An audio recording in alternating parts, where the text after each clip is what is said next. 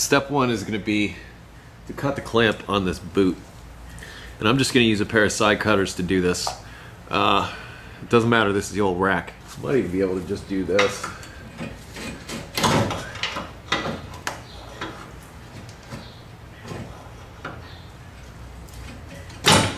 And I can.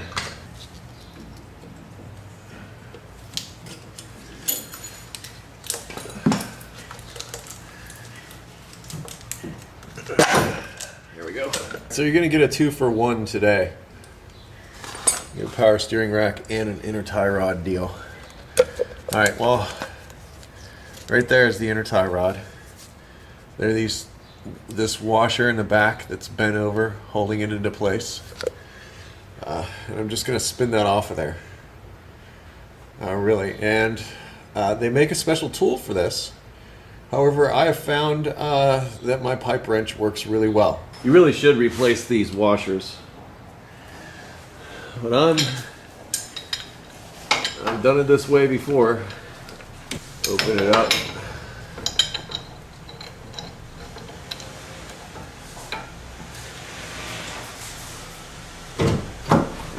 Spin this out.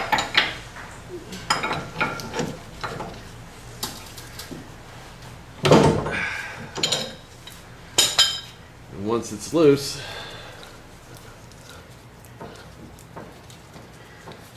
it spins right off. Now that obstacle's overcome, we've got to get rid of this sticking up, at least on this side. This side may have to go too. In fact, I'll probably just do it anyway since I'm right here. And then ultimately I may have to take this oil cooler / filter assembly off here. I'm really hoping it doesn't come to that, because that's just a whole other set of fluids to mess with. But right now I'm just going to get this off.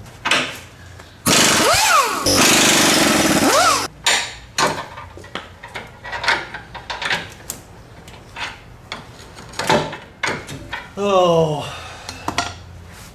not fun. Well, there's really no way around it. It looks like I'm going to have to drop this oil filter housing assembly, push it up out of the way. But once I get that out of the way, I think I'm home free. Then I can pull the rack out the rest of the way. And yay! Alright, hopefully this will give us what we need, which is just enough wiggle room to get this rack out.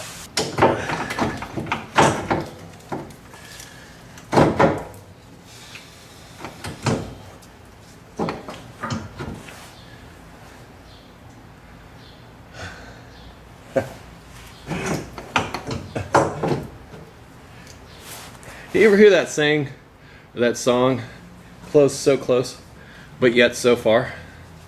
Come have a look. So we're this much closer. We're now hitting the stabilizer bar, and over here we still have a little ways to go, so I'm probably going to end up taking this inner tie rod off also to get the rest of the room I need back there. So you still want to do this for a living?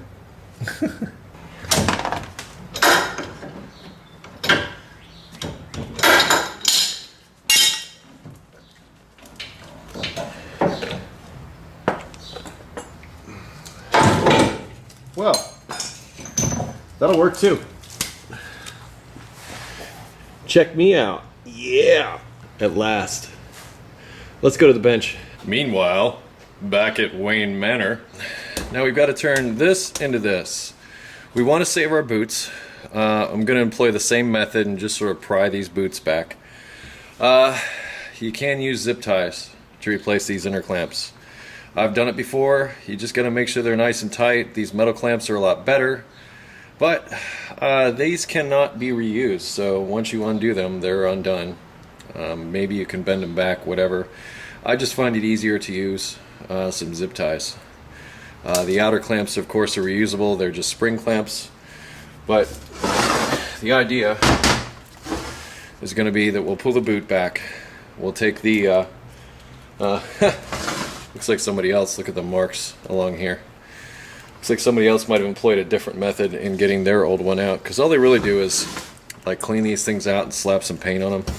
I don't know, maybe we'll see if we can find a remanufacturing facility that will invite us out to check out how they do things. Yeah, that'll work. Like I said, probably could be reused, but I don't see the point.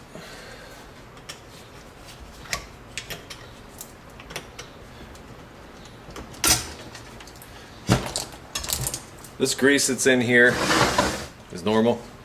And look, these aren't even locked on. They don't even have the lock ring on them. So I guess you don't need that. Now many of you who watch this program regularly know that Eric the Car Guy is not afraid to fail.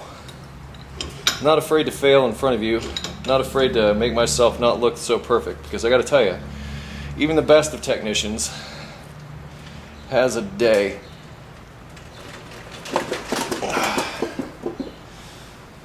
And the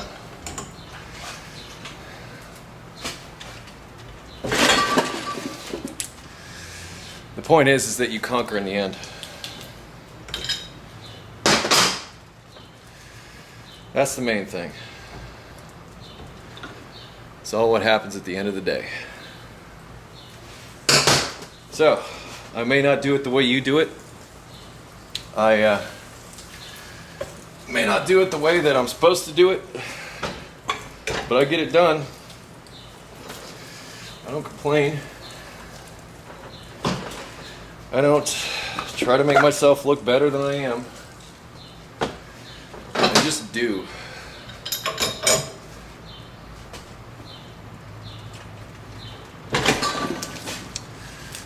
Now I'm going to show you something else while we're at the bench. This one's for all the marbles, okay? This is the important part that I need to show you. This is my left side tie rod assembly. It has both the inner and the outer tie rods.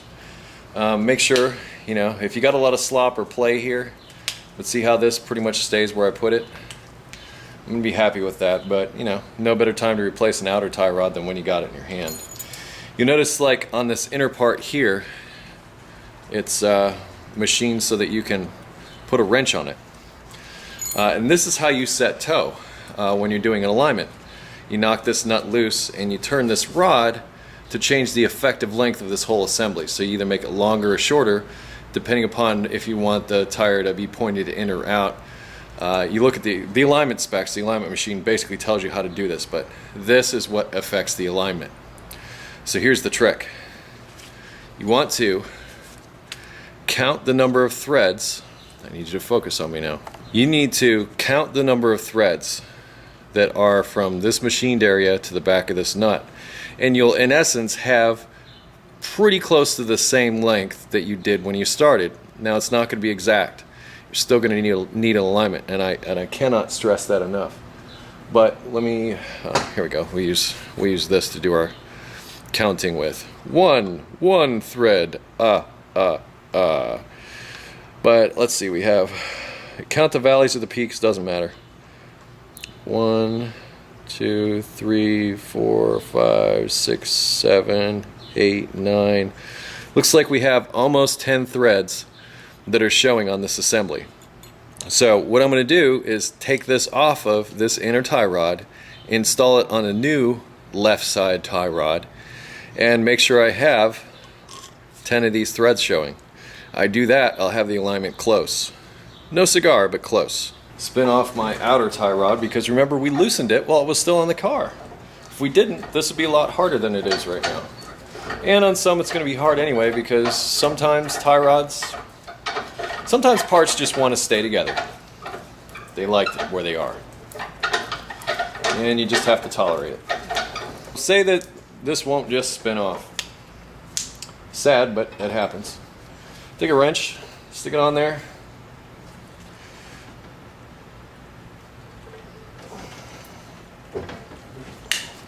If you have to use heat, use it, but if you're doing an alignment, and you have to use heat, you gotta wait till it cools off before you take your measurements, because the metal does expand and it just does change your readings.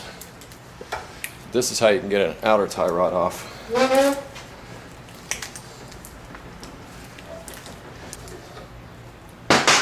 Alright, I'm going to take this nut off now, which I need to go get my wrench for this.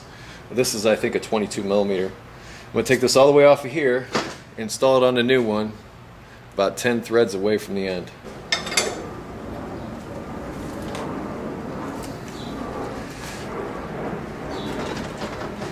Yeah, things don't always go the way you want.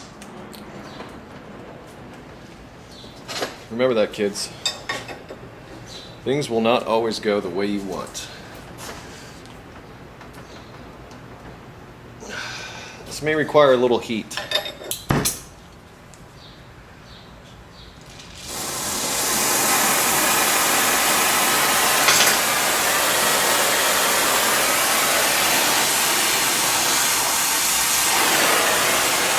Wearing these, by the way.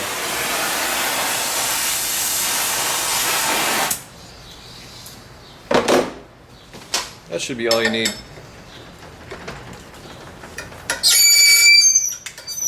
You better scream. When you're working on cars, heat is your best friend. I love heat. Just makes things so much easier. Keep in mind, hot things are hot. We're just gonna set that aside. Well, actually it's gotta go, well, we'll set it aside to cool, but it's gotta go back with the core. So now we'll get our new left tie rod. Put it in the vise. Some of you might be saying, hey, put some stuff on these threads. Well, I could. In my opinion, what better thing than a little bit of anti-seize? Not a lot.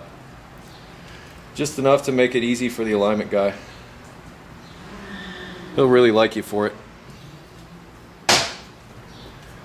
We need a boot.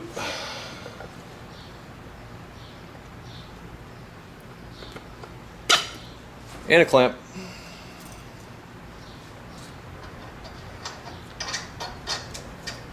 One, two, three, 4, 5, 6, 7, 8, 9, 10.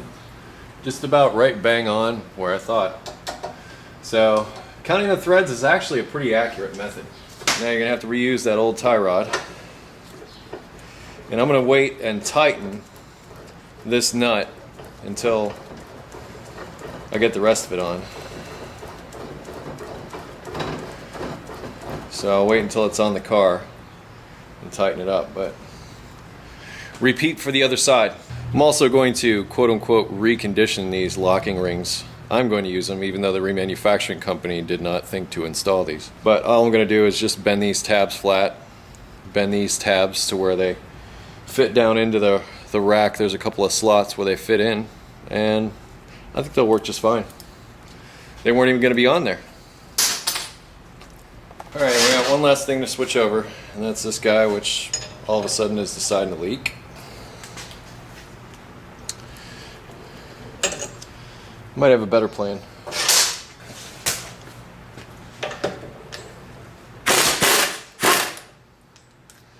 That works pretty well. Before I put this up in the car, I'm going to swap these over because, like I said, this will leak all over the parts.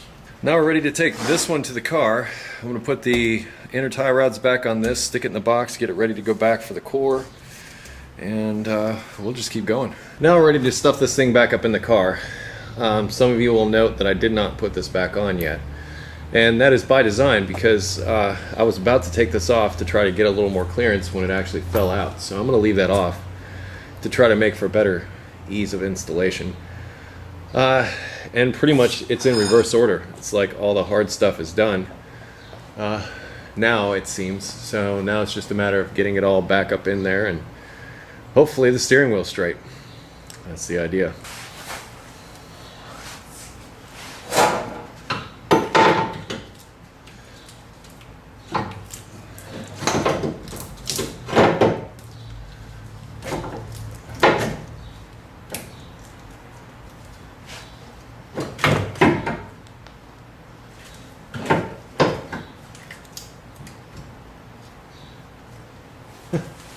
Like I said, so much easier going in. Now I'm going to put this guy back on and start putting stuff back together. Oil filter housing, I get all the fasteners started before I run anything down. I consider this paramount to everything going back together correctly, because if you try to tighten something down and then bring other fasteners into it, after you've got it tight, those other fasteners may not start. So anytime I'm putting something together like this, I always put everything in loose and then start tightening stuff. Let's take my tie rod ends and put those back on. My reconditioned washers. They seem to fit in there just fine. Just need to get those first couple of threads started.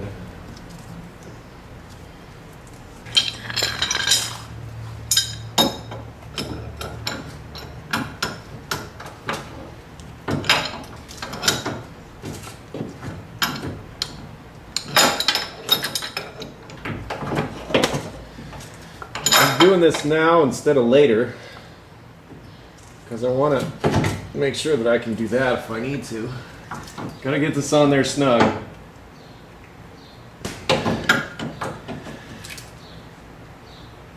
Okay. Now it's on, I'm gonna bend those tabs over and reinstall my boot.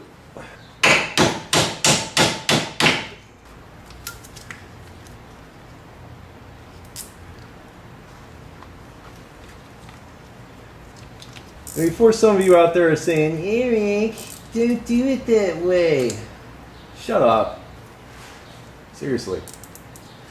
I've seen them come from the reman place just like this. Now you got your inner one on.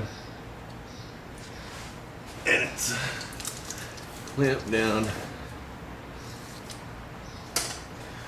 I have to get in there with my side cutters and try to make it just a wee bit tighter if I can, and then just trim it back.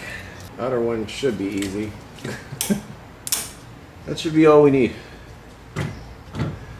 Do the same thing on the other side. Both outer and inner tie rods are back on. It's resting up in there comfortably. Let's put this thing to bed. Sorry, I mean to hit you with that air hose. Now, the rack doesn't want to go in until the diff is back in place, and you can see how much play that bad boy has in it. So,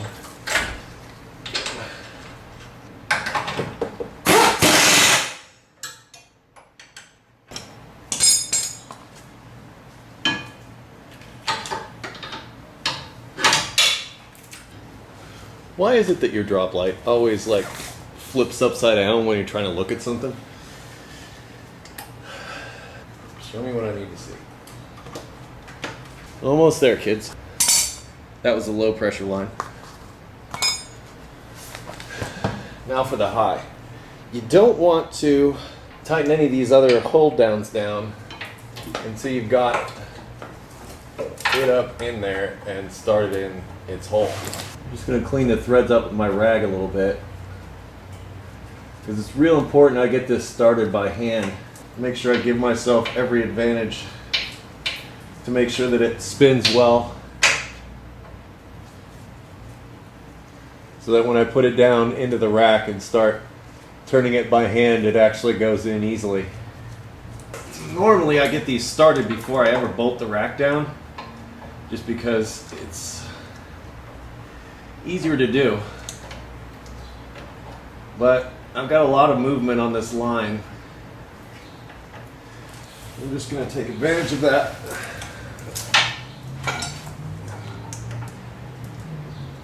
So if you feel any resistance whatsoever, don't turn it anymore. Take it out and start over, because you don't want to cross thread these.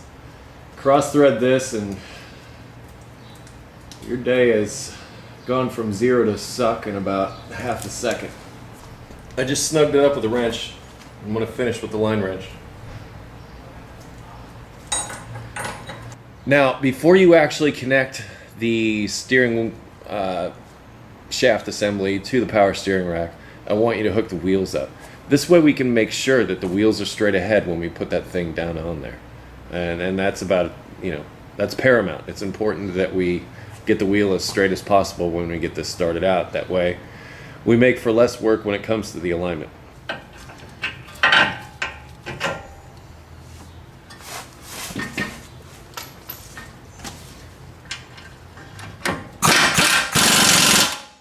You can yell at me if you want for reusing those cotter pins. You know what? They'll be fine.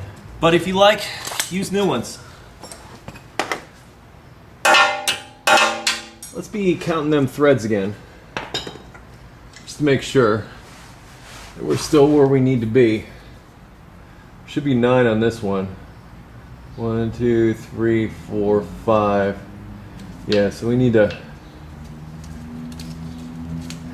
open this one up a bit.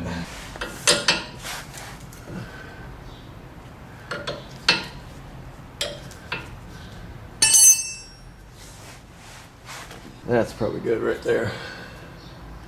Yep. Lock it down.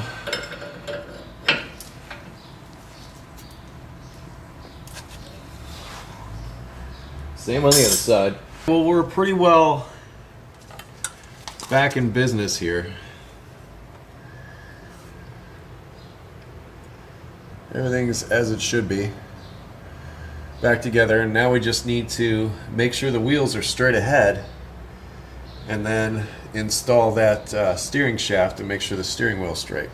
It's a little bit of a challenge, but if we get it right, life will be good. Well, here's some good news that we've needed. The shaft slides up and down very easily, so super happy to see that. So we'll be able to, now that we have unrusted splines down on the shaft, the steering shaft, which is almost impossible for me to get some angle on. Now that we have that, that steering shaft should slide on there pretty well. Now I'm just going to be eyeballing, like straight ahead with the steering wheel, and then I'm going to go into the cab. But I'm just going to try to point the wheels out here as straight ahead as possible. And since there's no steering wheel attached, it hopefully will line up fairly easily. Like, you can't necessarily mark where the steering shaft goes on to the power steering rack, mainly because you're replacing the power steering rack. So if you put a mark on the power steering rack, sometimes you're lucky and they have a master spline and they only go on one way. Those are awesome. But these, there's a little bit of wiggle room, which can create its own set of challenges. But I think we'll live. Try to get our steering wheel as straight as possible. Might even want to step back and take like a long view of it, just to get a good look at it. Because seriously, a couple of teeth and it's all over. But if we can nail this, then we are heroes, and I like to be the hero whenever I possibly can. Well, this is the moment of truth. I'll check my steering wheel again. Well, that looks pretty close. I'll take it the rest of the way down. Sometimes it helps to spread out that split on the end of that shaft before you do this. Helps it slide on a little easier. Might have to get a persuader. Yeah, that's moving a heck of a lot nicer than it did before when I started this whole thing. Some of you may be asking a very good question, and like, Eric, how come you didn't flush the system out? Well, actually, just a few weeks prior to doing this job, in an attempt to not have to replace this rack, I did just that. I flushed the entire power steering fluid system out, added some conditioner, added new fluid. That's why I don't know if you noticed, but the fluid coming out of the system was like brand new. So I'm not really too concerned about that, because I'd already taken a stab at it. But before you get started with this, you might consider flushing the whole system out. If something went bad in the rack and there's metal shavings all throughout the system, you got to get those things out of there. So, in fact, the new rack normally comes with instructions that tell you to do just that. So before somebody goes out there and gets in a tizzy and says, Eric, you should have done that, I already did it, I just didn't do it today. Wish I could like bring you up in here to show you stuff, but without a doubt this is one of the most difficult shoots I've had to do. I'm tightening the through bolt on the where it goes into the rack right now. The steering shaft, that is. And now now that you've got it on there, it's okay to turn the wheel as much as you want because you've already committed. Now if the steering wheel's off, unless it's off by a heinous amount, it's up to fixing it with the alignment. Now I can go ahead and install these two back in.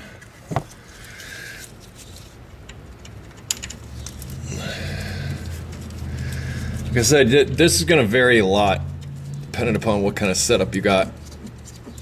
Many times this is inside the car. You really need to see me run these all the way in. Now rather than making this video super long and boring, I'm going to install that lower splash shield. In the reverse of what I took it off, there's just a bunch of fasteners that go into it. Actually, before I do that, I'm going to fill the system and check for leaks before I get all that splash shield and stuff back on. So let's do that. Some fluids are proprietary. They'll say on the cap or in the owner's manual, this one says use Dextron type ATF. So, and like I said, I almost suspect that this thing was having a problem because somebody used something other than Dextron in here. Different manufacturers have different fluids that go in. Some have only their fluid that goes in. I know Honda's one of them. You really just want to use Honda power steering fluid in a Honda power steering system. I know there's some German cars out there like that also. But before we start it up, we want to make sure that we don't start it up dry. And I know the outside of this is stained, but it's actually empty. I'm just using regular old ATF to top off the system. Okay, now I can see that I'm pretty well topped off, but we're gonna run it because it's gonna go empty. But we're gonna put the cap back on so that stuff doesn't go everywhere.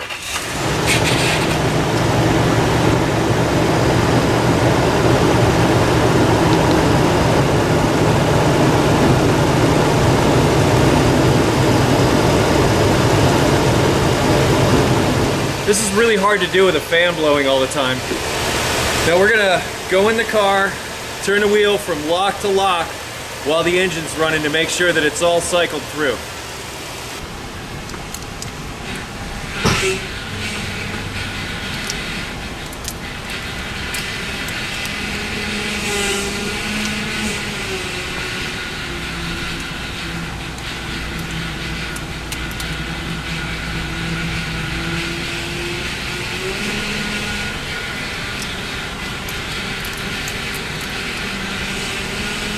Go check for leaks. Not seeing any leaks anywhere. A little bit of condensation on the AC dripping, but that's about it. Boots are good. All looks good. Gonna let that run for a while and let that pump quiet down. Let that air work its way through. Alright, now I ran it a little while, the pump is a little quieter, but actually sometimes it's better just to let it sit and let that air all go up into the reservoir and go away, just to get out of the system, and then you got to drive it. But for now I'm gonna put these plastic shields on, put the wheels back on, take this thing out for a drive and see how straight my steering wheel is. I've done a little cleaning around the area. I'm like bang on where my fluid level is supposed to be. Now we're going to take it for a drive and see how straight that steering wheel is and see how well it drives. Well, the steering wheel isn't exactly straight, but I'm going to go back and correct that. Actually, I'm just going to move that pivot again now that I'm going to be pulling it into the shop for the first time. I'll have the steering wheel straight when I pull it in, and I'll be able to slide that piece onto the power steering rack a little more accurately.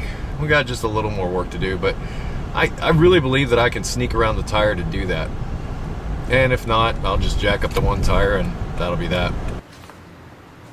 I brought it back in, readjusted that steering wheel a little bit, and instead of it being like this, it's just ever so slightly to one side.